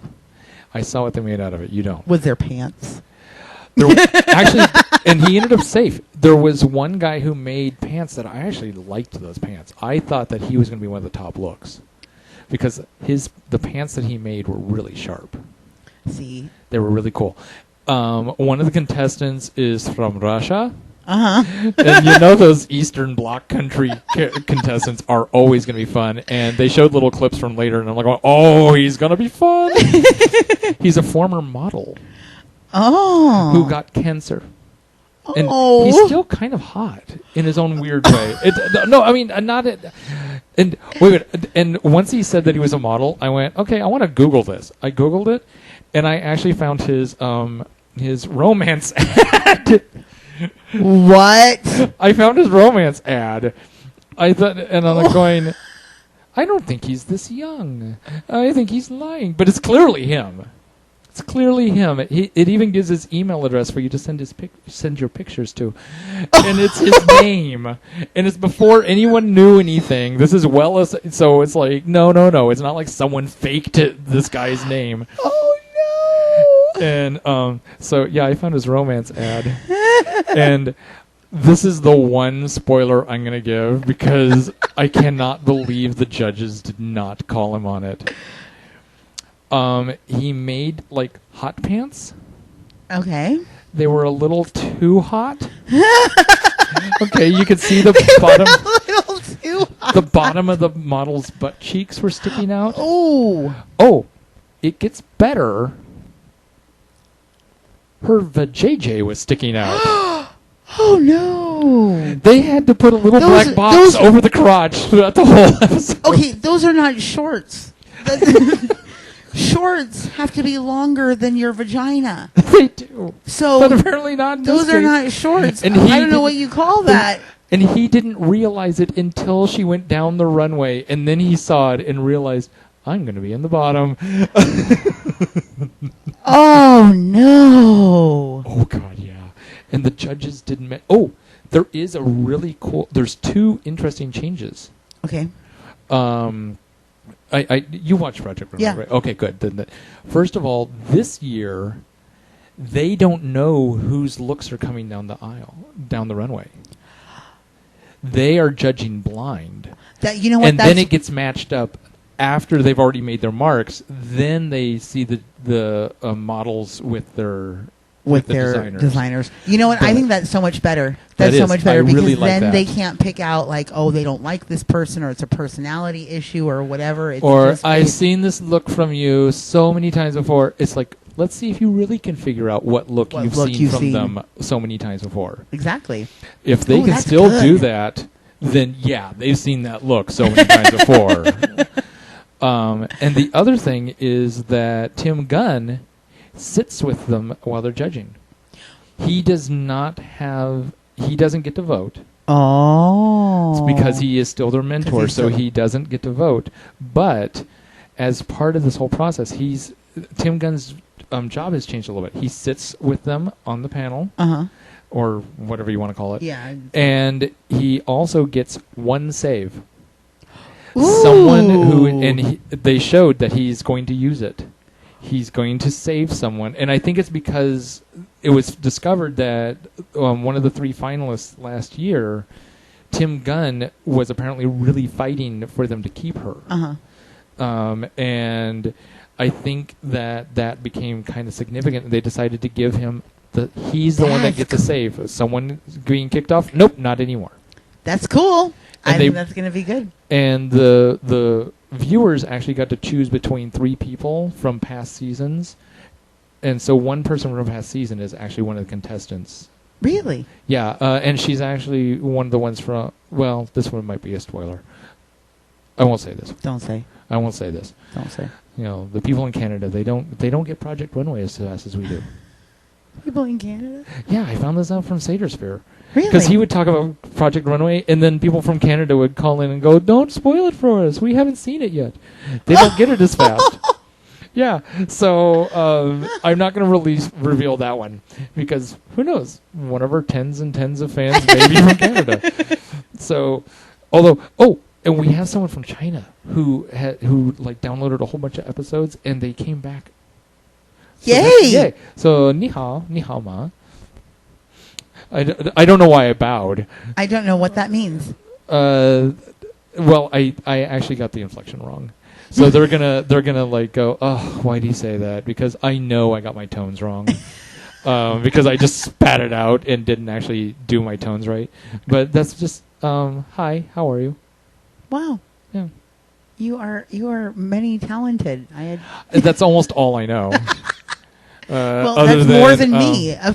The only other thing I know is "Chingi ge wo ni da tofu," which means it's kind of a sleazy come on line.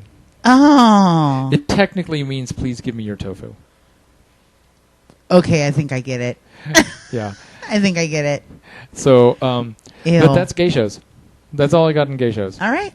So, gay shows. Gay shows. Jazz hands. There was a buzz in the microphone. I couldn't tell where it came from. A buzzing? A buzz. It went. I don't know if it's your microphone, my microphone, or if it's a connection somewhere. But there was like a weird buzz. It came from the grapes. We already have a little bit of a hiss that I still. In order for us to get this good a sound, I haven't been able to figure out how to get rid of the hiss. There's there's that buzz again. It's like a crackle. Maybe it's not a buzz. Maybe it's more of a crackle. I don't think it's you. I don't think it's our traditional things. Oh, okay. It's something new. And you know, for being the world's cheapest podcast, I still have spent a little bit more money than I want to. And I still have one more thing we need to spend money on, I figured out. Oh, what I know. Well, other than maybe an expanded board so that you and Joseph don't have to share one microphone. Or now me and Joseph, because you get your own special microphone. Because you're special and you like to hold it by the base. Bass! How low can you go? Oh, sorry. I thought I was Skrillex for a second. I was going to drop the bass. No, the other thing is, clearly, we need to get a camera. You think? Yeah, because there are cameras out there where we could we could basically set it up so that we can all fit in the screen better. Oh. Where, two of us fit really nicely. Yeah. 3 of us, it starts becoming a little bit weird. And, Yeah. how far back can I throw my... And that's the other thing, is everyone gets to watch me as I'm changing, and then it's like, okay, because I'm having to reach way over, because we have to put the computer way back there. Maybe if you had like a stick or something, and you could just like, and A then rag on a stick. So now that we're talking about rags on sticks, is that a segue? No, a Segway is that really cool Geekmobile thing that no one wants to admit is cool, but it kind of is. Dude, I totally want one. I know, I do too. Except that, you know what? I saw some videos of people falling on them. You can fall on those? Leaning over, because it really goes with your body mechanics. Yeah, you want to keep that microphone near you. Sorry. But yeah, like leaning too far forward and and they like take off, and I saw people falling on, and so I'm a little scared. What happens when you fall? It was nasty. Really? Yeah. Does it run over you or something? Well, no, but it like slipped out from under, and some people hit their faces. Oh. Yeah. Oh. Yeah, I don't want to have like But road rash. Wozniak can do it. What? Wozniak. I don't. He's like one of the founders of Apple. Okay, well, and he's a kind of a rotund person. Oh. And not super athletic, but he plays like Segway Polo? Yes. Yes, he gets together with a whole bunch of his other Segway Polo. He gets together with a whole bunch of other rich geeks, Oh. and they play Segway Polo while he has Kathy Griffin in tow. Well, I think that you have to really be. You must need a lot of practice with it, because, like I said, these people didn't look like they had any practice, and they hit their faces, and so it makes me scared a little bit. I'm gonna eat all your grapes. That's okay. Eat them. And then I did ask a security guard at the airport if I could try his out, but They probably said no. yeah. Yeah. Security at the airport. You said. Yeah. Well, apparently that's strictly frowned upon. That you would even ask, that you would have the audacity to ask if you could ride on their Segway. You think, hey, that taser you have there, could I try that real quick? What were you thinking? Of course he was going to say no. Well, maybe he could give you a ride. It doesn't hurt to ask. It never hurts to ask. Because all he could say was no. Which he did. Which he did. But what if he had said yes? I might have been one of those people that fell on their face. You might have. So, we're now at the part where we kind of try to wrap things up. Are we doing thank yous? We're doing thank yous, although we don't really have much of anything. I want to thank our tens of fans. Stewie Monster fan, he said he enjoyed the show. I'm almost famous. My sister didn't even comment on what version of the Bible you guys were talking about last week. And I really was expecting that. I really was. You were kind of counting on it, weren't you? I was, yeah. I was like, oh, good, another comment. It's like, Patrick from Scream Queens, which he didn't comment on, but he has noticed that some of his fans who call in have their own podcasts. I've been kind of a little bit funny on commenting on that. Like I mentioned it to Satersphere, and he posted a link to like a bad episode of the podcast. I'm like, oh crap. I'm having sound issues these last 2 weeks. Crap. So, like, even if someone went back and was like, oh, it still sounds like crap. Oh, great. So, I'm like, no, I was actually just asking you. I wasn't actually trying to get a favor out of you, which was really sweet of him that he posted a link. Oh, my God, that was really sweet. But at the same time, I'm like, no, it's not ready. I just have sound issues. Crap.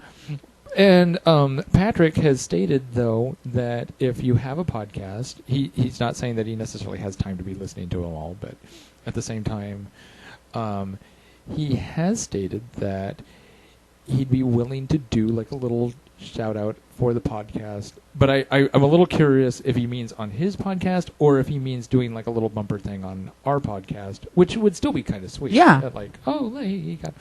So I'm I'm gonna possibly see about doing getting in touch with him because that was and he just seems like a real sweet guy. I really like Patrick. He's like one of the very first podcasts I listened to, and I still listen to his faithfully every time. Yeah. I was missing him when he went on break for a little while. And then also I had to eat that grape. I had to eat the grape and then talk. Yes. Also, Doug Montz. I really hope that's how he says his last name. I realize I've never said his last name. He and I used to work together. He actually does filming, and he works with a company, and I'm gonna look it up right here. It is called Atomic Age Pictures, and they do kind of retro style movies and shorts and stuff like that. And they have a premiere of a movie they did. Yay! Coming out this Saturday. Fun. The movie is called Blackout, and let me shrink this down so I can get everything on here at the same time because I'm having to read off my phone. Let's see. I'll actually just read the little promo thing that they have on here. Okay. The year is 1953, and you are invited to the latest glamorous movie premiere from director Doug Montz and his Atomic Age Pictures. Filmed in glorious black and white, mystery and intrigue abound in Blackout, starring Tony Ambrose, Catherine Stewart, and Tracy Tim. The story of a man with no memory of his past, who he is, where he is, or why people are trying to kill him. Ooh. There's an exclamation point that sneaks up on me every time. A red carpet gala event awaits you. July. This is the important. This is the good important shit right here. information. Okay. Yeah. July 27th. That's this upcoming Saturday. July 27th, 9 p.m. at the Pollock. Because I hope it's not Pollock. But at the Pollock Tempe Cinema. Pollock Tempe Cinema. That's at 1825 East Elliott Road, Tempe, Arizona. Just for a second there, you became the movie phone guy. Movie phone. Yeah, it's a $10 admission fee. You can get your tickets online right now. I don't know what this website is. I'll try to figure that out, and I'll put a link actually. There you go. I'll put a link There to the you go. website. Put a link. $10. They do accept credit cards, and the $10 admission price includes movie, a collectible premiere ticket, Ooh. and access to the after movie Q&A with the cast. Ooh. And as a cute little bonus, I found out that the movie runs it actually runs movie length. Okay, so this is not some sort of little amateur production, like Right. 15-minute film. It's a movie. And it is going to start with a cartoon. Yes. Yeah. I missed that. He's going to have a cartoon at the beginning, and it's like an old Bugs Bunny cartoon. I missed that. I missed the cartoons at the beginning. Where Bugs Bunny is like talking about how horrible the Japs are. You know. Right? Right? Because it's 1953. Because it's like, right? Yeah. Exactly. Although, actually, we were no longer saying horrible things about the Japs by 1953. We were more concerned about, like, you know, is your neighbor a communist? Turn them in now. Turn them in for Uncle Sam. So that is something I definitely am planning on being there this Saturday. I think that you won't be there because you have a pool to meet. But hopefully everybody will go out there because they're trying to fill up the whole studio. Right now at least half of the tickets have been sold. So yay to that. And that sounds like a fun night.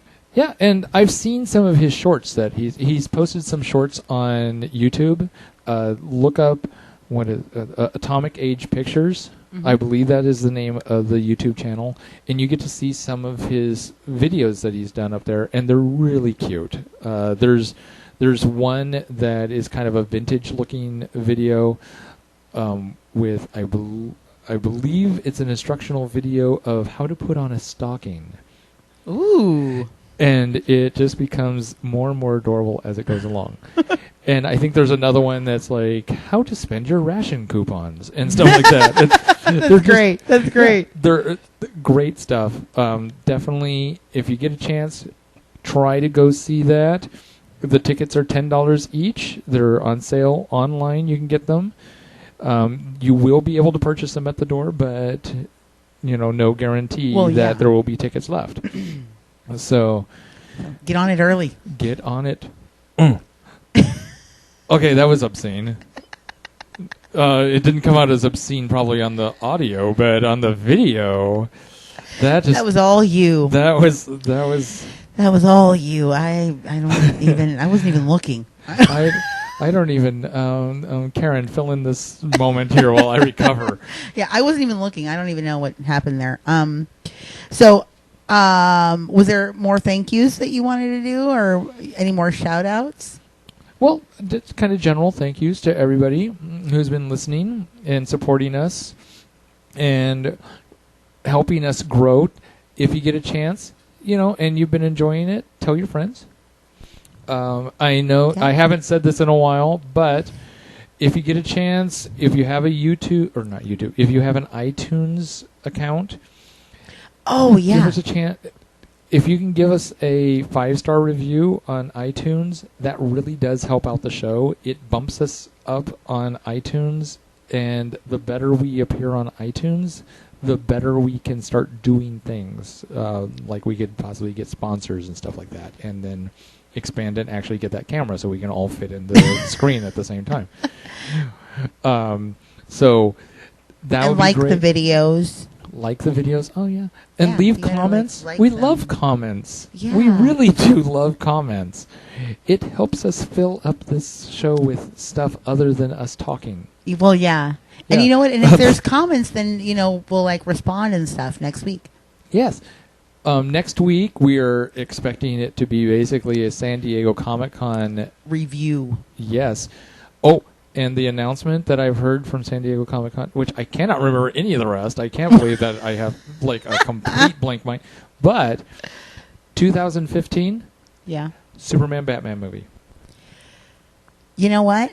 Superman versus Batman. I'm going to tell you right now that the Batman. That is a stolen idea. You mean from the comic books where they published a comic book with Superman and Batman together for 50 years? No. Oh, who else did they steal it from prior to... Who came up with that idea prior to that? No. What I mean is the idea of coming out with it in 2015. The year is the stolen idea. Well, the whole... That's what... Yes. Okay. Yes. Okay, explain. Okay. Explain, Lucy. Stolen from I Am Legend. There's a big poster in Times Square of the Superman Batman movie, and it says opening 2015, it has the date. Really? Yes. I need to watch that again. Yes. That was such a travesty of a movie. I am, if you watch the original cut, it's a much better movie. Really? Yeah. Oh my God, it's a much better movie if you watch Honestly, before Will Smith decided to make it a happy ending.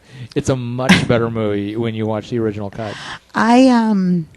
Closer to true to the book. The story was good. I mean, of course, it's a classic story, and the story is good. There was a lot of things that I didn't like about it. The sort of zombie creature things bothered me.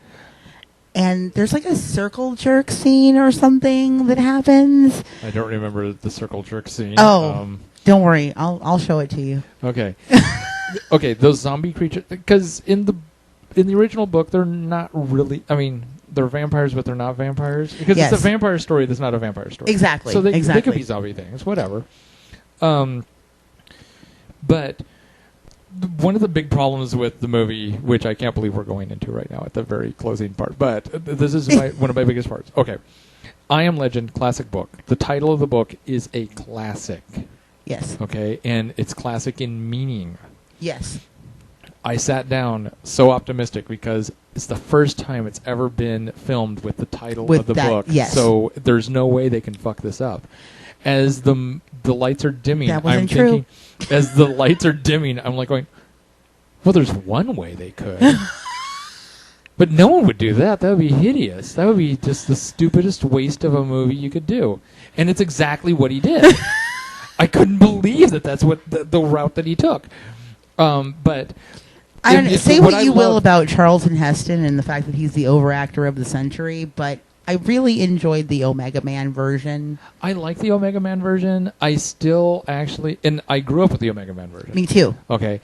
I still actually prefer the Vincent Price Last Man on Earth version. Really?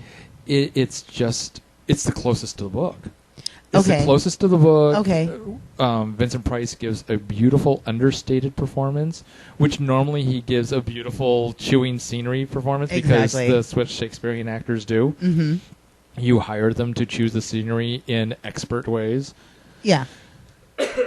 But a beautiful understated performance. It's a great movie. It's been a long time since I've seen it. I might have to watch it again. I could bring you a copy. But we can talk more about that next week Yeah. because it's time to say goodbye. It's time to say goodbye. Leave us comments. We love comments. And Jenny, get Joseph safely back from San Diego. Just not too soon. Oh! I'm just kidding. I'm kidding. I'm joking. No, the It's yard needs to be funny. mowed. Oh, got that notice from the city again? No. But love you, honey. We miss you. Yeah. Yeah. Just kidding.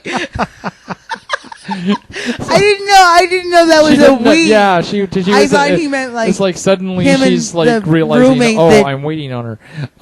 must so, not be named. I didn't know that was like a we. And Marcy, avoid those potholes in the future. You don't know the story with the potholes, but I'll tell you. Okay. We don't need someone that I know falling prey to the stupid driver law. Although that'd be awesome if I finally knew one. So That's not right. until then, we will catch you all next Tuesday with the fabulous San Diego Comic-Con 2013 show. Yay! Bye. Bye.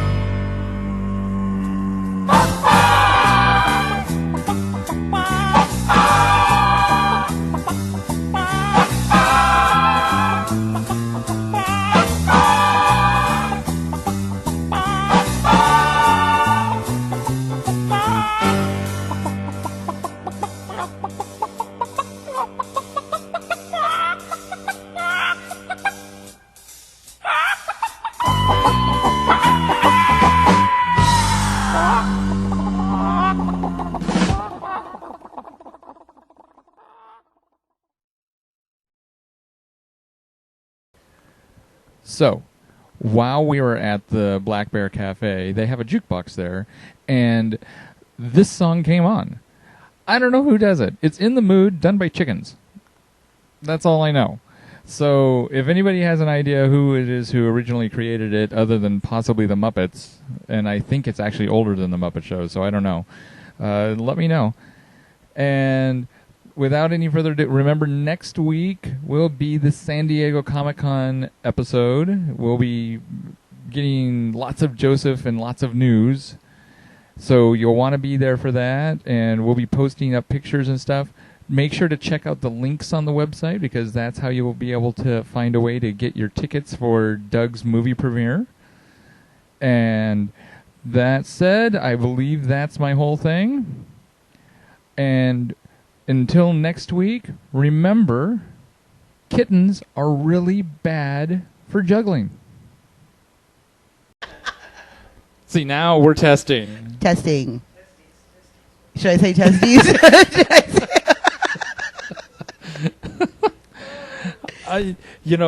I'm going to just... Every once in a while I think, hey, I'll put this test stuff into the show as like a little bonus thing at the end.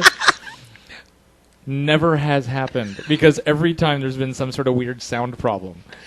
Really? And then this time, because the most amusing part, we weren't on. Okay. Yeah, the whole thing's... Bloopers. The gag reel.